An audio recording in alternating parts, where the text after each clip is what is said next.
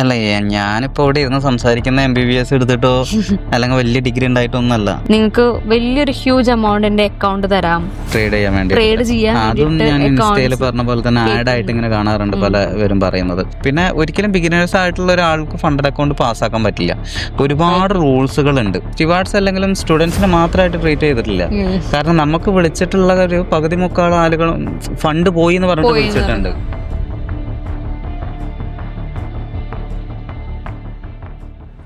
Hello everyone, welcome to Stucast. So ഇന്നത്തെ നമ്മുടെ സ്റ്റ്യൂകാസ്റ്റിൽ നമ്മൾ ജസ്റ്റ് ഒരു നോർമൽ കോൺവെർസേഷൻ ആണ് നമ്മൾ ഉദ്ദേശിക്കുന്നത്, അത് നമ്മുടെ ജിഷൻ സാറായിട്ട്.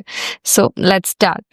എങ്ങനെയുണ്ടായിരുന്നു നമ്മുടെ കഴിഞ്ഞ 2025 വിശേഷങ്ങളും കാര്യങ്ങളൊക്കെ? 2025 എന്ന് പറയുന്നത് സ്റ്റുവാർഡ്സിന്റെ കൂടെയുള്ള ഒരു സെക്കൻഡ് ഇയർ ആയിരുന്നു, രണ്ടാമത്തെ വർഷമായിരുന്നു. അപ്പൊ അതില് ഫസ്റ്റ് വർഷം പോലെ തന്നെ ഒരുപാട് പുതിയ സ്റ്റുഡൻസ് വന്നിട്ടുണ്ടായിരുന്നു. എല്ലാവരും അത്യാവശ്യം നല്ല ക്വാളിറ്റി ഉള്ള സ്റ്റുഡൻസ് ആയിരുന്നു. പിന്നെ ഇപ്പോൾ ബാക്കിലേക്ക് നിൽക്കുന്ന സ്റ്റുഡൻസും ഉണ്ടായിരുന്നു. അപ്പൊ എല്ലാവരും നമുക്ക് ഒരേ ഒരു ലെവലിലേക്ക് ഫൈനലി എത്തിക്കാൻ പറ്റിയിട്ടുണ്ട്. അതിന്റെ റിസൾട്ട് ആണ് ഓരോരുത്തരും എടുക്കുന്ന പ്രോഫിറ്റുകൾ. അത് നമ്മൾ കമ്മ്യൂണിറ്റിയിൽ എപ്പോഴും ഷെയർ ചെയ്യുന്നതാണ്. അപ്പോൾ ട്രേഡിംഗ് റിലേറ്റഡ് ആയിട്ട് പറയുകയാണെന്നുണ്ടെങ്കിൽ ഗോൾഡാണ് കൂടുതൽ എല്ലാവരും ചെയ്യുന്നത്. ഗോൾഡിന്റെ നല്ല അത്രയും ഒരു ഓൾ ടൈം ഹൈ ഒക്കെ ക്രിയേറ്റ് ചെയ്ത് പോയിട്ടുള്ളൊരു ടൈം ആയിരുന്നു ലാസ്റ്റ് ഇയർ വരുന്നത്. അതുപോലെ തന്നെ ഗോൾഡിൽ ഇന്നേ വരെ കാണാത്ത, അതായത് 13 വർഷത്തിന് ശേഷം വലിയൊരു ഫാളും ഒരു $500 ഒരു ഫാളും വന്നിട്ടുണ്ടായിരുന്നു. അപ്പൊ എല്ലാ തരത്തിലുള്ള മൂവ്മെന്റ്സും നമുക്ക് നമ്മളുടെ പിള്ളേർക്കും നമ്മുടെ കൂടെ തന്നെ കാണാൻ പറ്റിയിട്ടുള്ള ഒരു വർഷമാണ് കഴിഞ്ഞ വർഷം എന്ന് പറയുന്നത്. എനിക്ക് തോന്നുന്നു ഈ ഗോൾഡിന്റെ കാര്യത്തിൽ മാത്രം നോക്കുകയാണെങ്കിൽ തന്നെ ഏറ്റവും കൂടുതൽ ഈ മൂവ്മെന്റ്സിലുള്ള ഇപ്പൊ കഴിഞ്ഞ വർഷം ട്രേഡിംഗിലേക്ക് ഇറങ്ങിയിട്ടുള്ള ആൾക്കാർക്ക് എന്തായാലും അതെ ഒരുപാട് കാര്യങ്ങൾ പഠിക്കാൻ പറ്റിയിട്ടുണ്ട്. കാരണം അതുവരെ പ്രോഫിറ്റ് എടുത്തുകൊണ്ട് പോയിരുന്നവര് വരെ ഒന്ന് സ്റ്റക്കായി നിന്ന് ലോസിലേക്ക് വന്നിട്ടുണ്ട്.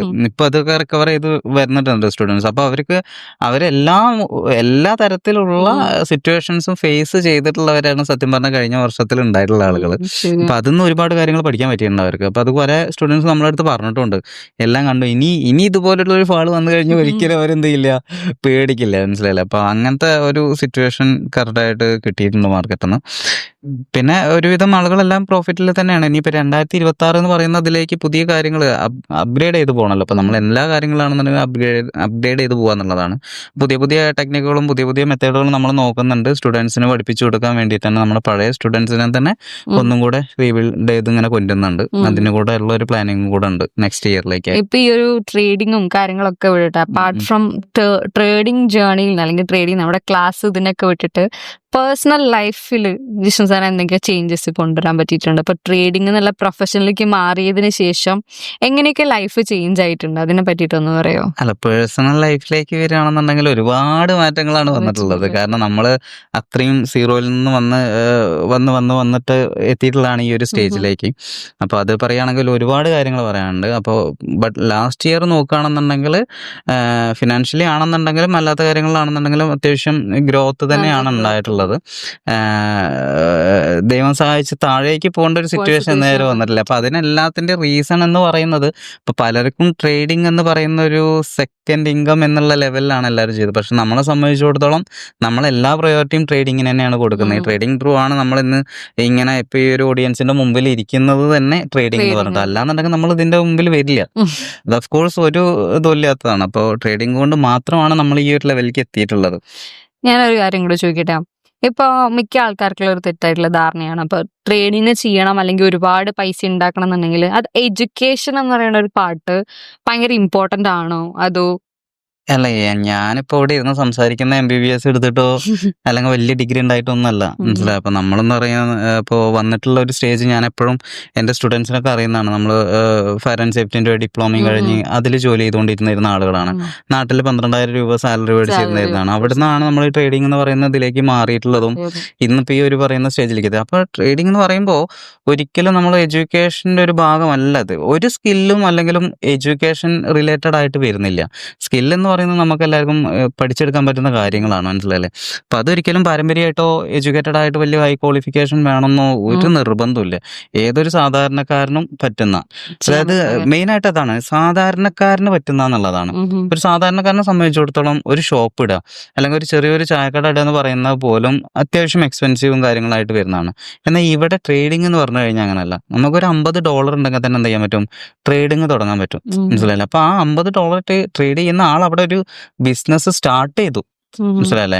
അതല്ലാന്നുണ്ടെങ്കിൽ നമുക്ക് മറ്റൊരു ട്രഡീഷണൽ ബിസിനസ് ഒക്കെ നോക്കുകയാണെന്നുണ്ടെങ്കിൽ നല്ല ഇൻവെസ്റ്റ്മെന്റ് വരുന്നുണ്ട്, ഒരുപാട് റിസ്ക്കും കാര്യങ്ങളും വരുന്നുണ്ട്. ശരിയാണോ? എനിക്ക് ആ ഒരു സ്റ്റേറ്റ്മെന്റിനോട് എനിക്കും ഭയങ്കരമായിട്ട് യോജിപ്പുണ്ട്. കാരണം എന്ന് വെച്ച് കഴിഞ്ഞാൽ ഇപ്പൊ നമ്മളിവിടെ UAE വർക്ക് ചെയ്യുമ്പോൾ നമുക്കൊരു അഡീഷണൽ ഇൻകം വേണമെന്നുണ്ടെങ്കിൽ ഒന്നുകിൽ നമ്മളൊരു ബിസിനസ് തുടങ്ങണം, അതല്ലാന്നുണ്ടെങ്കിൽ നമ്മളൊരു പാർട്ട് ടൈം ജോബിന് പോകണം. ഇതിന് രണ്ടിനും കൊടുക്കണ സമയവും ഇൻവെസ്റ്റ്മെന്റ് എന്ന് പറയുന്നത് അത്ര ചെറുതല്ല. അത് ഈ UK പഠിക്കുന്ന പിള്ളേരില്ലേ, അവര് പഠിത്തം അത് കഴിഞ്ഞിട്ട് പാർട്ട് ടൈം ജോബാണ്.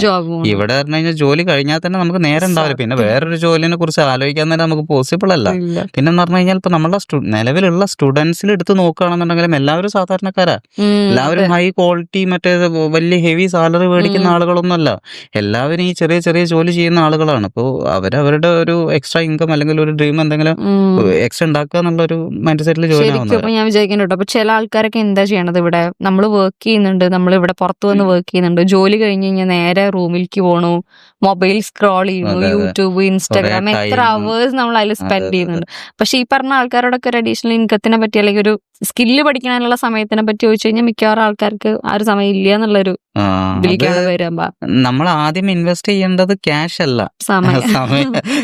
ഇവിടെ ഏറ്റവും കൂടുതൽ ആളുകൾ ഓടുന്നത് ഈ ക്യാഷിന്റെ പിന്നാലെ ഓടുന്നത്, അവരവരുടെ സമയം ഇൻവെസ്റ്റ് ചെയ്തിട്ടാണ് ഈ പിന്നാലെ ഓടുന്നത്. അപ്പൊ അവർ മനസ്സിലാക്കേണ്ട ഒരു കാര്യം എന്താ വെച്ച് കഴിഞ്ഞാൽ, നമുക്ക് വേണ്ടിയിട്ട് ഇപ്പൊ നമ്മൾ ജോലി ചെയ്യുന്നുണ്ടല്ലേ, ഇപ്പൊ നമ്മൾ ജോലി ചെയ്യുന്നുണ്ട്, അപ്പൊ നമ്മൾ ഈ ജോലി ചെയ്യുന്നത് മറ്റൊരാൾക്ക് വേണ്ടിയിട്ടാണ്. അപ്പൊ നമ്മളുടെ 10-12 മണിക്കൂർ ആ ആൾക്ക് വേണ്ടിയിട്ട് നമ്മൾ ഇൻവെസ്റ്റ് ചെയ്യുക ചെയ്യുന്നത്. ആ നമ്മള് 1 മണിക്കൂർ പോലും നമുക്ക് വേണ്ടിയിട്ട് എന്ത് ചെയ്യുന്നില്ല, ഇൻവെസ്റ്റ്മെന്റ് ചെയ്യുന്നില്ല എന്നുള്ളതാണ്. അതാണ് ഏറ്റവും ആളുകളും ഫെയിലായി പോകുന്നത്, തീരുമാനങ്ങൾ എടുക്കുന്നിടത്ത് പാളുന്നത് അതുകൊണ്ടാണ്.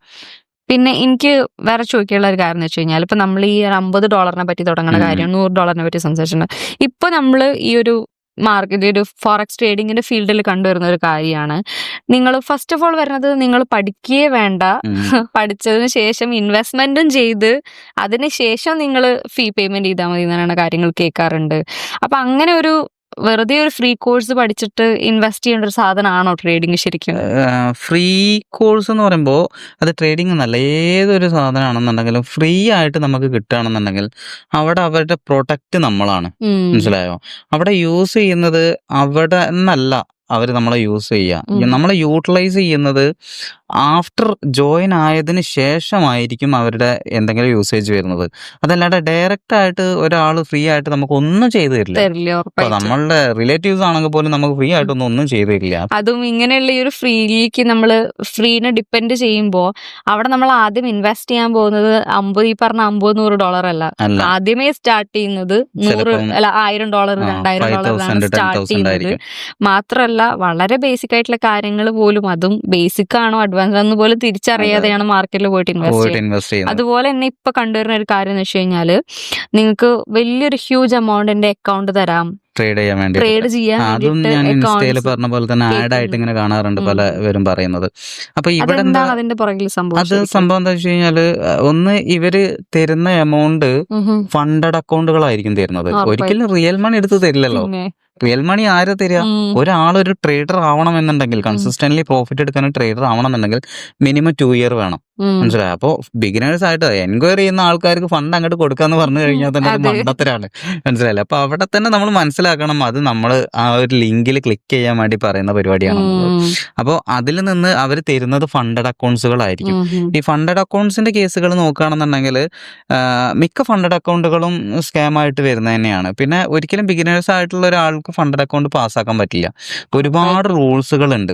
ഡയറക്റ്റ് ആയിട്ട് നമ്മൾ $100 $20 എങ്ങനെയെങ്കിലും പ്രോഫിറ്റ് പ്രോഫിറ്റ് എടുത്തിട്ട് കാര്യമില്ല.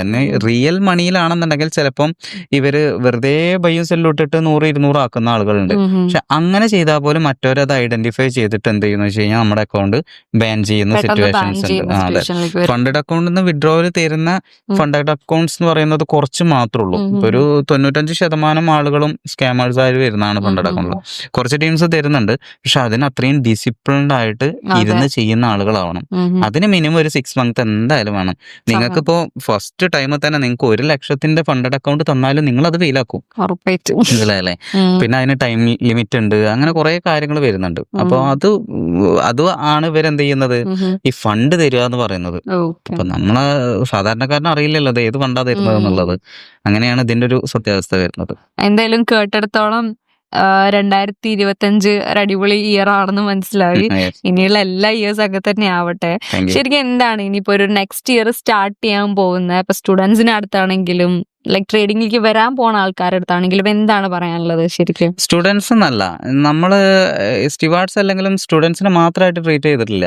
കാരണം നമുക്ക് വിളിച്ചിട്ടുള്ള ഒരു പകുതി മുക്കാൽ ആളുകളും ഫണ്ട് പോയി എന്ന് പറഞ്ഞിട്ട് വിളിച്ചിട്ടുണ്ട്. അവര് നമ്മള് ക്ലാസ്സിന് ജോയിൻ ചെയ്യാൻ വേണ്ടിയിട്ട് നമ്മൾ പറഞ്ഞില്ല. കാരണം അവരുടെ സിറ്റുവേഷൻ എന്ന് പറഞ്ഞു കഴിഞ്ഞാൽ അങ്ങനത്തെ അല്ല. ക്ലാസ്സിന് ഇരുന്ന് പഠിച്ച് പ്രോഫിറ്റ് ഉണ്ടാക്കാൻ പറ്റുന്ന ലെവലിലേക്ക് അവർ വരില്ല.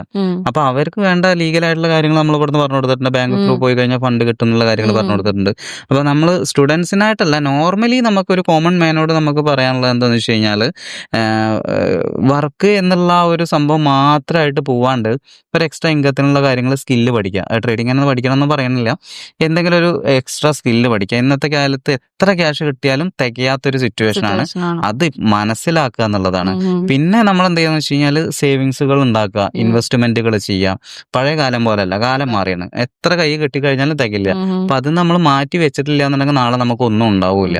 അപ്പൊ സിമ്പിളായിട്ട് ഇപ്പൊ നാട്ടിലത്തെ ഒരു ചെറിയ എമൗണ്ട് വെച്ച് തുടങ്ങാൻ പറ്റുന്ന തന്നെ SIP കളുണ്ട്, മ്യൂച്വൽ ഫണ്ട്സുകൾ, പല കാര്യങ്ങളുണ്ട്. അപ്പൊ അതിലൊക്കെ ഇൻവെസ്റ്റ്മെന്റുകൾ ചെയ്യാം. കൂടുതൽ സമയം, ടൈം മാക്സിമം യൂട്ടിലൈസ് ചെയ്യാം നമുക്ക് വേണ്ടിയിട്ട്. അല്ലെങ്കിൽ നമുക്കെന്ന് പറഞ്ഞു കഴിഞ്ഞാൽ നമ്മുടെ ഫാമിലിക്ക് വേണ്ടിയിട്ട് തന്നെയാണ് അല്ലെ. നമുക്കും നമ്മുടെ ഫാമിലിക്കും വേണ്ടിയിട്ട് ടൈം ഇൻവെസ്റ്റ് ചെയ്യുക എന്നുള്ളതാണ് മെയിൻ ആയിട്ട് പറയാനുള്ളത്. അതിന് വേണ്ടിയിട്ട് പേഴ്സണൽ ഗ്രോത്ത് മാത്രം ഫോക്കസ് ചെയ്തിട്ട് എന്തെങ്കിലും ചെയ്യുക എന്നുള്ളതാണ്. പലരും പല റീൽസുകളും കാണും, സ്ക്രോൾ ചെയ്യുന്നല്ലാണ്ട് ആരും ഇന്നേ വരെ ഒന്നും സ്റ്റാർട്ട് ചെയ്യാണ്ട് ഇരിക്കുകയാണ് ചെയ്യുന്നത്. സോ ഈ 2026 എന്ത് ചെയ്യണം, ചെറിയ രീതിയിലെങ്കിലും അതെ ഫസ്റ്റ് സ്റ്റെപ്പ് എടുക്കുക എന്നുള്ളതാണ്. ഫസ്റ്റ് സ്റ്റെപ്പ് മാത്രം നോക്കിയാൽ മതി, ബാക്കിയുള്ള സ്റ്റെപ്പുകളൊക്കെ ഓട്ടോമാറ്റിക് തീർച്ചയായിട്ടും വന്നോളൂ, മനസ്സിലായില്ല? അപ്പൊ അതാണ് മെയിൻ ആയിട്ട് ഒരു സാധാരണക്കാരന്റെ അടുത്ത് എല്ലാവരുടെ അടുത്തും നമുക്ക് പറയാനുള്ളത്. ഇപ്പൊ ഇതുപോലെ ജിഷ്ണു സാർ പറഞ്ഞ പോലെ തന്നെ എല്ലാവരുടെ ലൈഫിലും ഇതുപോലെ സക്സസ്ഫുൾ ആയിട്ടുള്ള കൂടുതൽ ഇയേഴ്സ് വരട്ടെ. അതിന് വേണ്ടിയിട്ട് നിങ്ങളുടെ ഒരു ഫസ്റ്റ് സ്റ്റെപ്പ് എടുത്തു വെക്കുക എന്ന് പറയുന്നത് ഭയങ്കര ഇമ്പോർട്ടന്റ് ആണ്. സോ അതിനുള്ള എന്തൊക്കെയാണ് നമുക്ക് ചെയ്യാൻ പറ്റുക എന്നുള്ളത് ചെയ്യുക എന്നുള്ളതാണ്. Anyway, thank you so much for watching this video. By.